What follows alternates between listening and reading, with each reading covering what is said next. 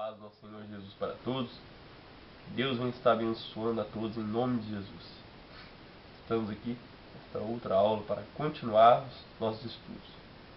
Estamos aqui agora no versículo 5.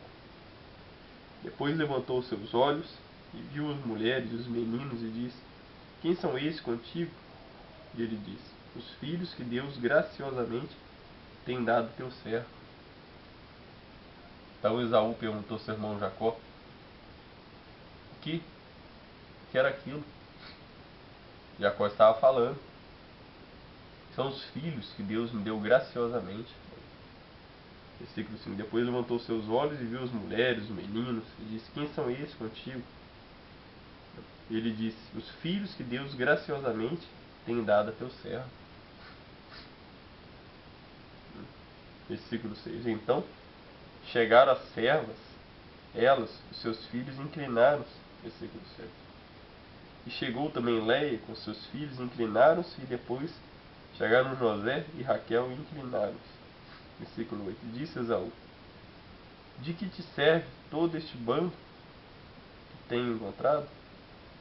E ele disse: Para achar graça aos olhos de meu senhor. Versículo 9. Mas Esaú disse: Eu tenho bastante, meu irmão. Seja para ti o que tens. Versículo 10. Então diz Jacó: Não, se agora tenho achado graça aos teus olhos, peço que tomes o meu presente da minha mão, porquanto tenho visto teu rosto como se tivesse visto o rosto de Deus, e tomaste contentamento em mim. Jacó contemplava além. Ele disse para o irmão dele: Eu tenho contemplado teu rosto como se fosse o rosto de Deus. No sentido que Jacó não estava vendo o rosto do seu irmão, mas estava vendo o rosto daquele que criou o rosto do seu irmão.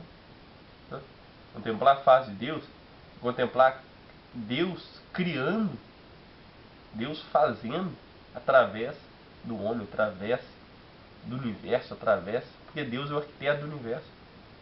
O que sustenta todo o universo, todo o céu, toda a terra, todos os homens é Deus. Sem Deus, nada existiria. Sem Deus, nenhuma folha cairia da árvore. Deus é soberano. Quando eu falo disso, não significa que Deus manipula tudo, não. Claro que não. Deus não é manipulador, não. Ele é Senhor, Ele é todo poderoso. Mas toda a criação tem um livre-arbítrio. O que é livre-arbítrio? Pode fazer o que ela quer. Por isso que existe tanta coisa errada no mundo. Não é porque Deus faz isso. Claro que não. É o homem que faz isso.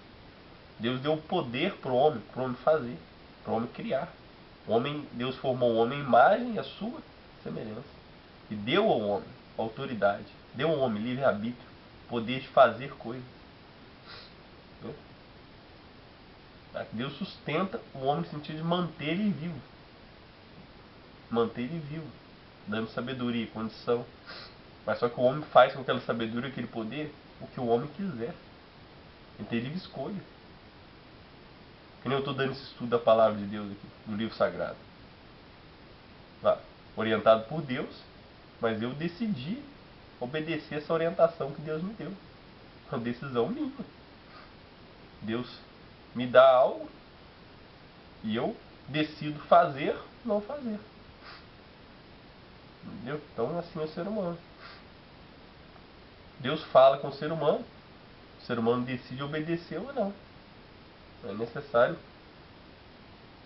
o homem fazer escolha. Nós estudamos na aula anterior a luta. No bom sentido, devemos lutar no bom sentido. Devemos fazer a nossa parte. Lutar no sentido de levantar, obedecer a Deus, seguir as ordens, ser fiel, ser obediente. Versículo 11. Toma, peço-te a minha bênção, que te foi trazida, porque Deus graciosamente não tem dado, porque tenho de tudo isso. Estou com ele, até que a tomou. Então, Jacó estava querendo que ele recebesse que Esaú recebesse toda aquela bênção, aquelas dádivas, aqueles presentes que Jacó tinha enviado para seu irmão Esaú. Versículo 12. Disse: caminhemos e andemos, e eu partirei adiante de ti. Versículo 13. Porém ele lhe disse: meu senhor, sabe que esses filhos são tenros, e que tem comigo ovelhas e vacas de leite. Se as afatigarem somente, um dia todo o rebanho morrerá. Versículo 14.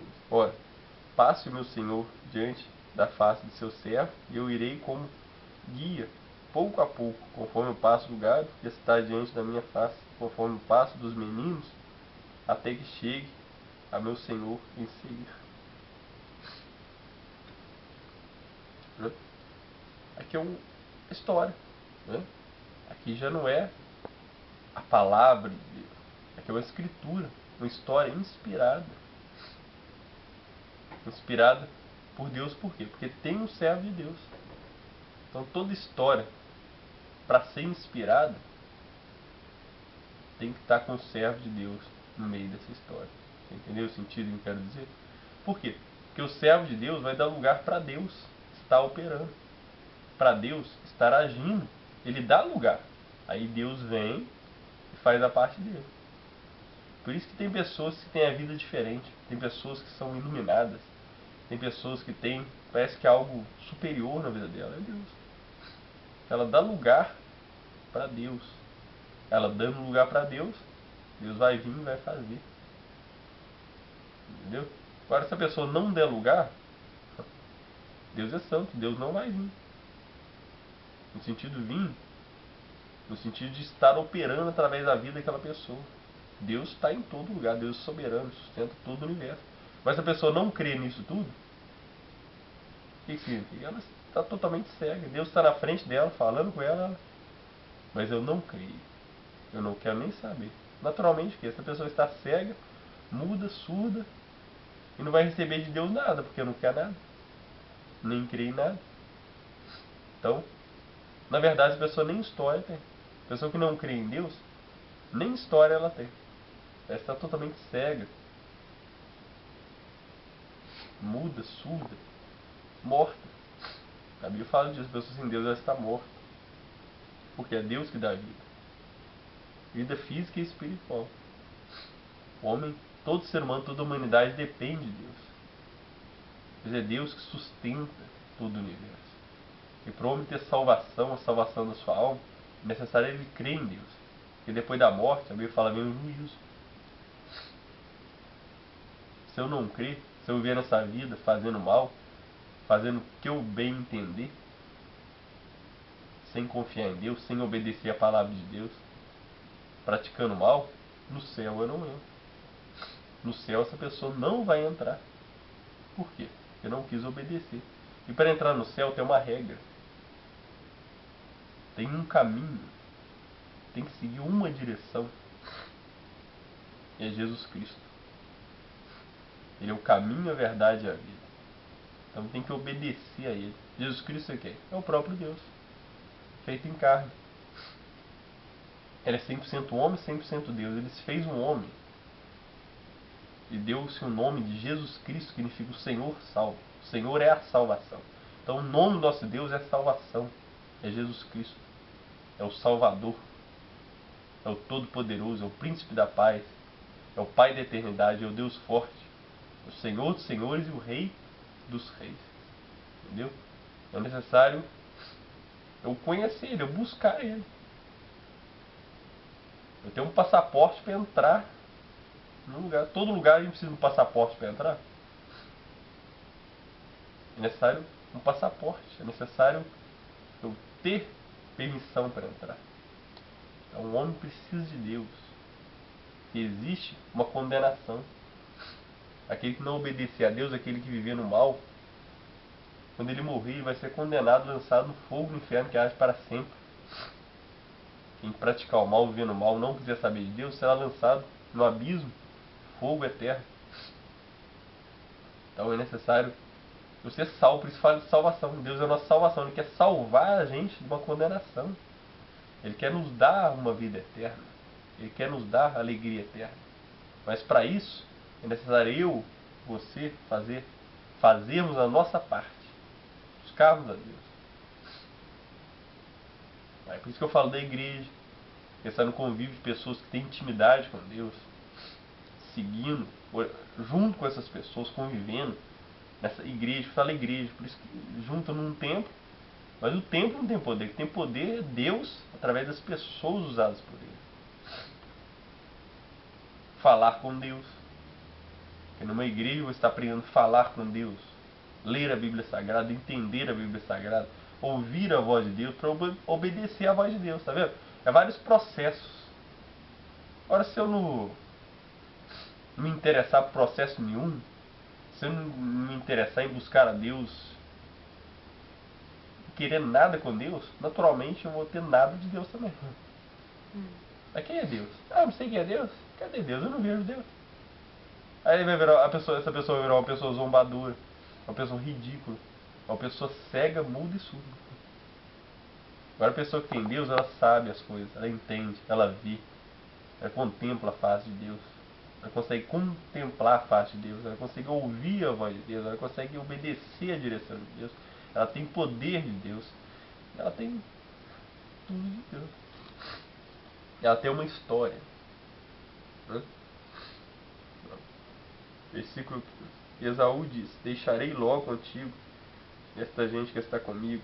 E ele disse: para que isso? Basta. Eu ache graça aos olhos de meu senhor. Versículo 16. Assim tornou Esaú aquele dia pelo seu caminho a Seir. Versículo 17. Jacó, porém, partiu para Sucote e edificou para si uma casa e fez cabanas para o seu gado. Por isso chamou o nome daquele lugar Sucote. Então, aqui Jacó começou sua vida social, montando sua cabana, tocando sua vidinha, cuidando do seu trabalho, que era cuidador de gado, era um pastor de gado, ele cuidava de gado, montou sua cabaninha, começou a tocar sua vida ali, naquela terra, onde Deus estava orientando ele a voltar naquela terra, para continuar a sua vida ali, já com seus rebanhos, com o seu dinheiro, com suas posses que ele conquistou trabalhando para Labão. Né? Então, na próxima aula, estaremos aqui no versículo 18, continuando nossos estudos da palavra de Deus. Amém.